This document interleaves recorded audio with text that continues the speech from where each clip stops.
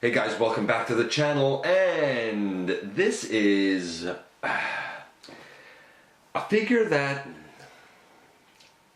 I thought was interesting, was cool at the time, and I have since repurposed her into somebody else.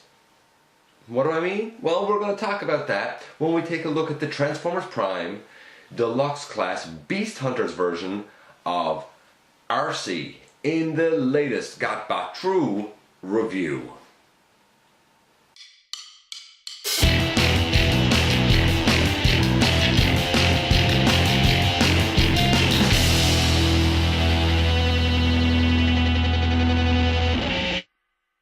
Hey guys, welcome back to the channel. I'm your host, as always, Dennis Moulton, aka GotBot.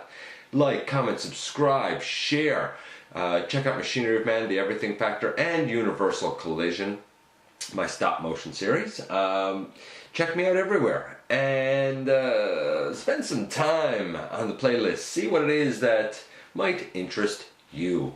Always like to hear feedback from you guys. Always love to hear your thoughts, and she is going to be no different at all. Okay, so where do I begin with her? Paint apps. She didn't look like this on the program. It's a cool scheme, but it's certainly not enough blue. It's definitely reminiscent, decent head sculpt, but to me, the paint apps are about a 6 because it doesn't quite look like her. That being said, this mold was retooled a nice bit actually, and used again later on for Chromia. I didn't get it because I didn't really feel like I needed this mold a second time. So I have sort of repurposed her into my personal version of Chromia.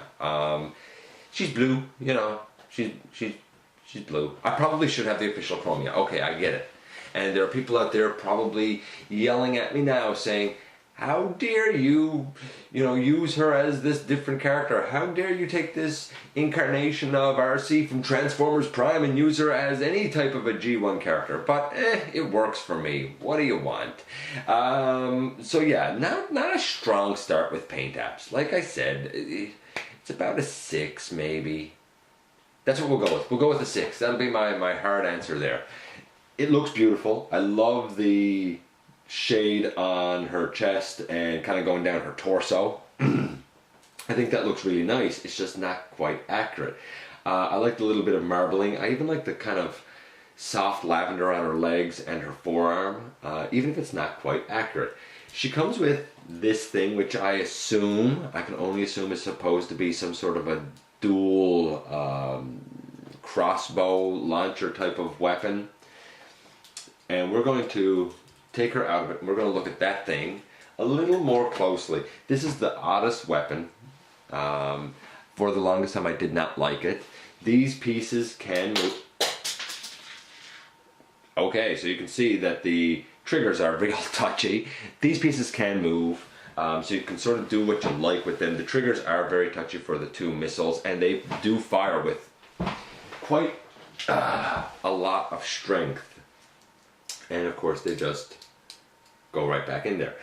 The more though that I've used this thing and fiddled with it, the more I sort of dig it. It's actually got a lot of moving parts for a weapon. These pegs, they can move, so I mean she can hold it this way. She can dual wield it and put these things around her if she wanted. This is kind of the mode that it should be in when she's in vehicle mode to attach it, or sort of try to attach it. But I think the intention is for it to be some sort of a Energon-y crossbow type of thing, and I guess that's kind of cool, sorta. It's really just cast for the most part in gray plastic. Although that being said, before I take this out of it, this section here seems to have maybe a blue wash over it. There's a little bit of marbling on the bottom, like right here by my thumb, for example. So I'm not really sure what to make of that weapon piece. For articulation, bringing her back in, Well, the head can go left and right. It can look down. It can kind of look up. I don't have that snapped in. There we go. It can look down. It can look up.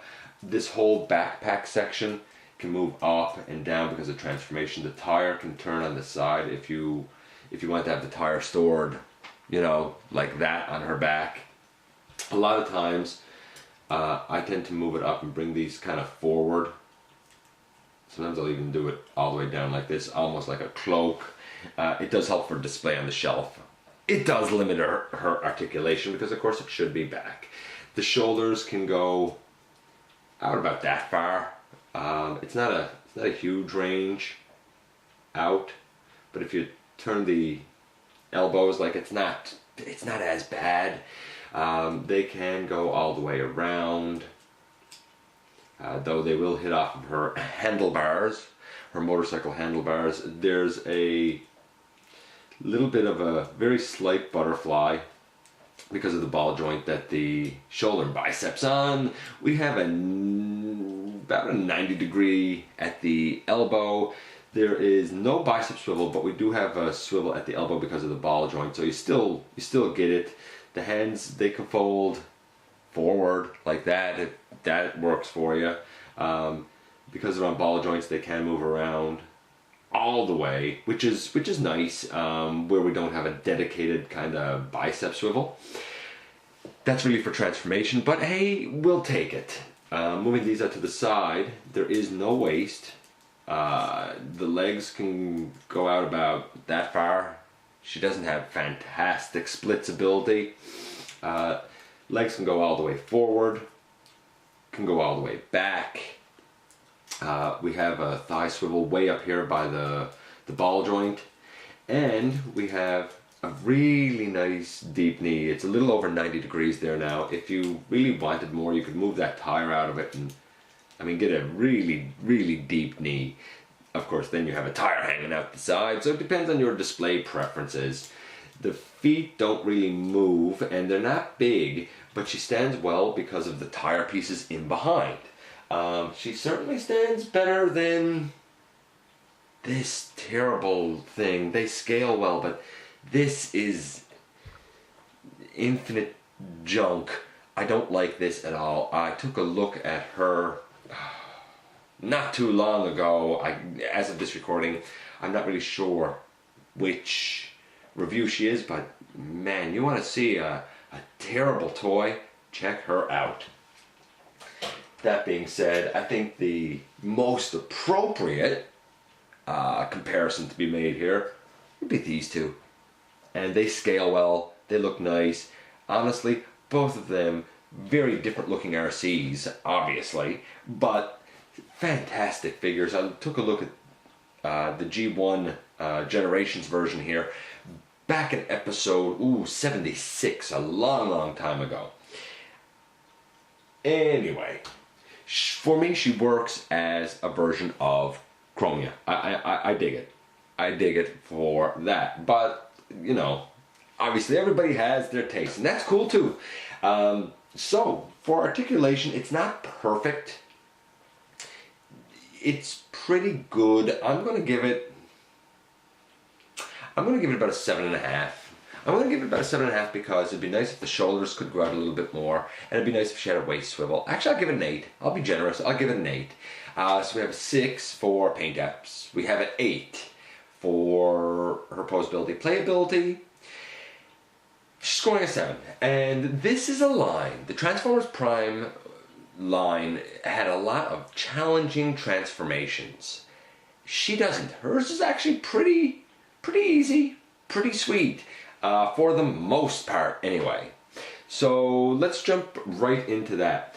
To begin, straighten out her arms, and you'll notice that you have a couple of little rectangular slots on her forearms. Those need to be turned in toward the body. So we turn at the elbow, and we turn at the elbow. Take the wrists, and you can turn them as well so that the palms are also facing the body. For now. Where will we go next? Let's go down here to her feet. You want to bring out that half tire piece, bring it out as much as you can, fold the foot back and bring it all the way out. Do the same over here. Bring it out, fold the foot back all the way out. Now you need to tab together these two tire pieces. We have a series of, I don't know if I can show it here, but I'm gonna, let's try and get that up. I'm gonna try. We have a series of, I guess we'll call it tabs and holes in this side and in this side. It can be tricky to line those up, but sometimes it goes really easily, sometimes not. I do find that because the tires themselves are sort of a rigidy pattern, if you line those up, you'll usually get it in no problem. And that's exactly what we have done there. We bend her at the knees and bend her at the knees a little bit. We need to untab her waist, and mine is always really tight, and sometimes I felt like I'm gonna break her, but I haven't. And you might be questioning, do you actually move her waist? Yes.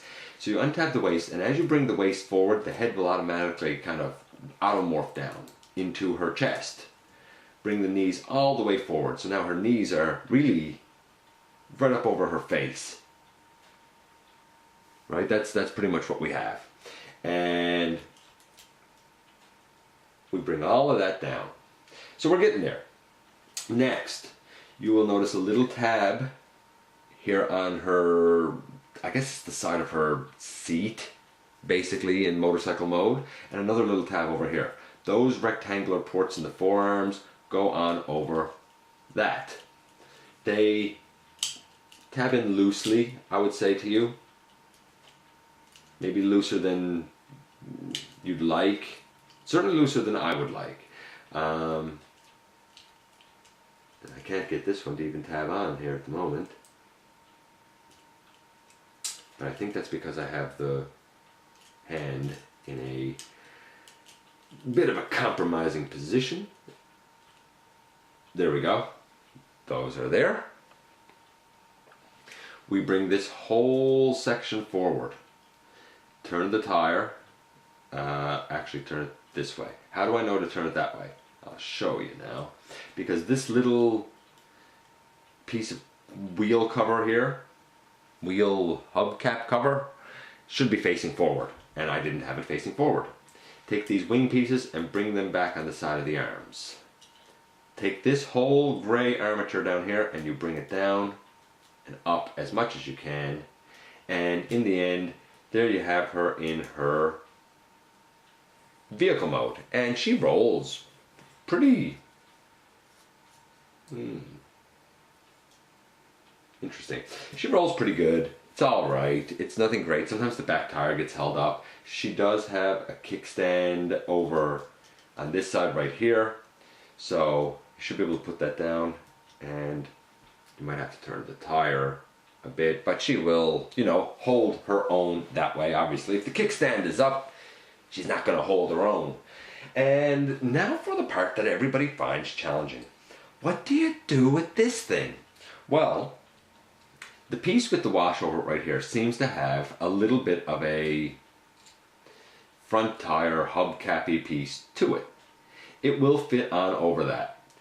Furthermore, if you put these down, there's a notch cut out in right here. That fits over a little black piece just above the tire. It doesn't hold well. It's not really secure, but you can take these pieces on the side and fold them down along her sides. That tends to hold it in place quite well. So I'll put that forward and I'll put the kickstand up. This is the base model that we have. And by the way, her transformation is easy. Maybe that waist piece is a bit of a pain until you realize that you need to, you know, detach it. I'm going to give her transformation a solid 9. It's It's fun, it's quick, it's easy to go between both modes, and she looks pretty cool in this mode and pretty cool in the other mode. Taking this thing, you put it in over as much as you can. Like I said, it holds loose. Fold these down along her side. And this is what you get. It is, you know, like I said, it's kind of loose. If you fiddle with it more, if you have it up closer, because it is at a bit of a distance, you can stabilize it slightly more. It is certainly possible. But here's how it looks. The whole weapon sort of wraps around her, and then she has, you know, 2 missiles out front. I think that kind of looks cool, to be honest with you. I do. I think it looks cool. It's certainly interesting weapon storage for something this big going on a figure this small. Anyway, this is how she looks. I like the marbling texture on her fuel tank. You don't really get the marbling texture on the blue. You sort of just get it on the lavender-esque sections. But I like it, and it makes her very, very unique. She works for me as a version of Chromia. She could certainly work as a version of a Transformers Prime Arcee naturally. So what's her overall score? Well, we were at a 7. I gave her transformation a solid 9. She's an 8. She's a good deluxe. She's fun. She was overlooked, possibly because, you know, she did not really resemble her on-screen appearance completely accurately. There should have been more black and blue, basically. But I think she's well worth having, especially if you can, you know, snag her up for a pretty good deal. She's fun, and she's fun in motorcycle mode. She's fun in robot mode. She's decently posable, and she has a really enjoyable, quick little transformation that is simple, yet slightly involved.